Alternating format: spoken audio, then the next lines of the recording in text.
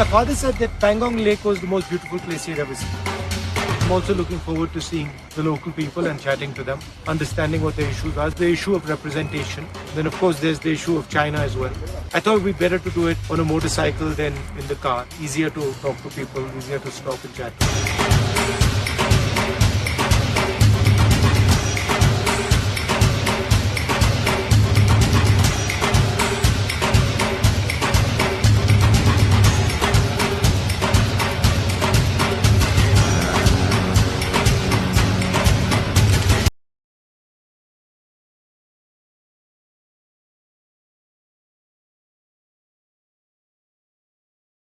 चौबीस घोटाले जो मैंने किए हैं, राफेल लड़ाकू विमान की खरीदी में घोटाला किया। संविधान अगर बदला गया तो सबसे पहले ये जो ओबरॉय, देबरॉय और जितने भी बड़े पदों पर बैठे हुए हैं ना, सबसे पहले इनके लिए मुसीबत आएगी। ऐसी सोच रखने वाले लोगों के खिलाफ देशद्रोह का मुकदमा चलाना चाहिए और देशद्रोह के मुकदमा चला के इन लोगों को जेल में डालना चाहिए। ये हल्के में मत लीजिएगा आप कि आपने जो बयान दिया, जो बकवास आपने की, इस बकवास को यूं ही सुनकर छोड़ दिया जाएगा। लेकिन संविधान तो बदलना इनके पिताजी की और इनके दादाजी की भी बस की बात नहीं है।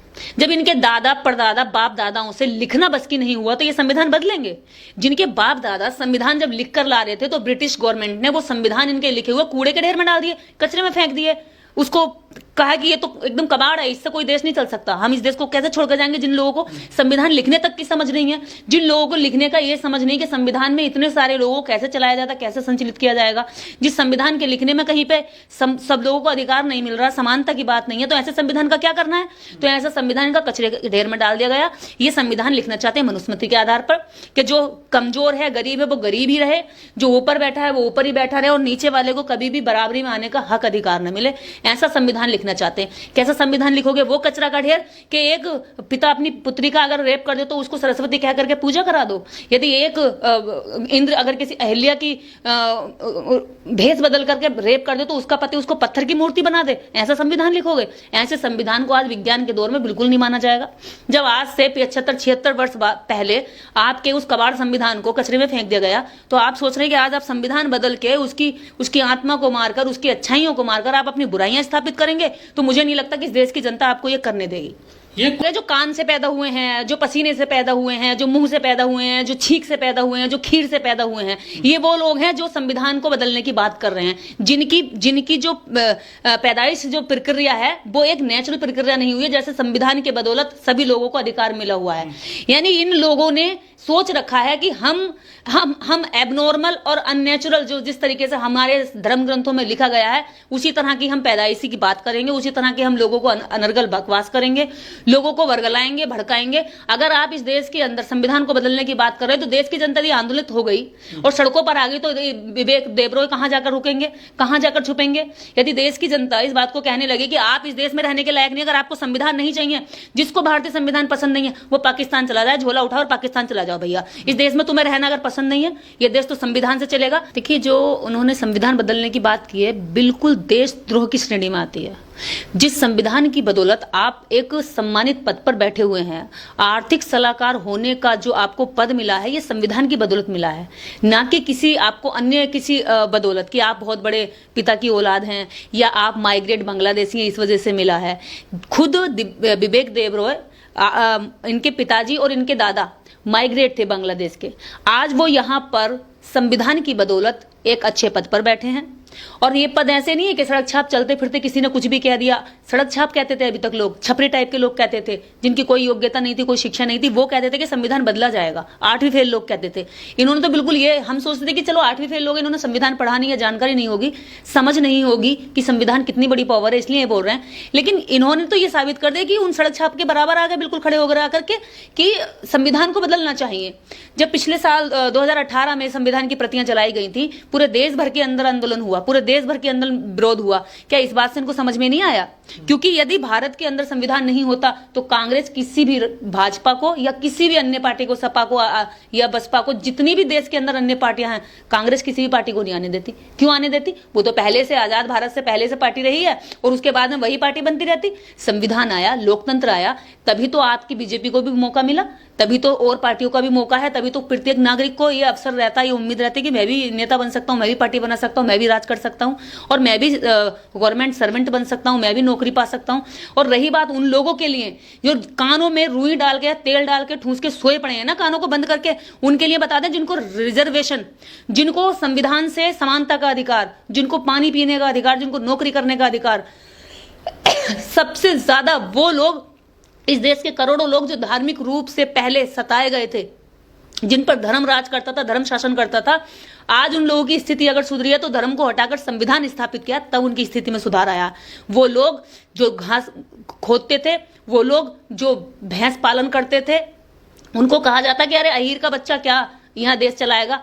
अहीर के बच्चे नेता बने, अधिकारी बने, केवल संविधान की बदौलत। एक सब्जी बेचने वाला भी संविधान की बदौलत नौकरी कर सकता है। कितने रिक्शा चलाने वालों ने, चप्पल सिलने वालों ने अपने बच्चों को अधिकारी बनाया है, नेता बनाया। काशीराम साहब एक ऐसा स्लोगन देते थे कि चप्पल सिलने वाले तू भी नेता बन सकता है, मजदूरी करने वाले, रेडी करने वाले तू भी नेता बन सकता है। और संविधान की बदौलत ये बात बोली गई, क्योंकि संविधान सबको समान अवसर देता है, तो सबके अंदर कहीं ना कहीं उम्मीद और विश्वास रहता है कि मैं भी इसमें आगे बढ़ सकता हूं। ऐसे संविधान की आलोचना करने वाले लोगों को राष्ट्रद्रोह का मुकदमा चला करके जेल के अंदर डालना चाहिए। ये सम्मानित पदों पर नहीं, ये जेलों के अंदर रहने वाले लोग हैं। संविधान से देश चलना अगर तुम्हें पसंद नहीं है तो अपना झोला उठाओ, व्यापार करो, पाकिस्तान में जाओ, वहां जाकर रोटी खाओ, कोई भी देश में चले जाओ जो तुम्हें पसंद हो, लेकिन ये भारत तो संविधान से चलेगा।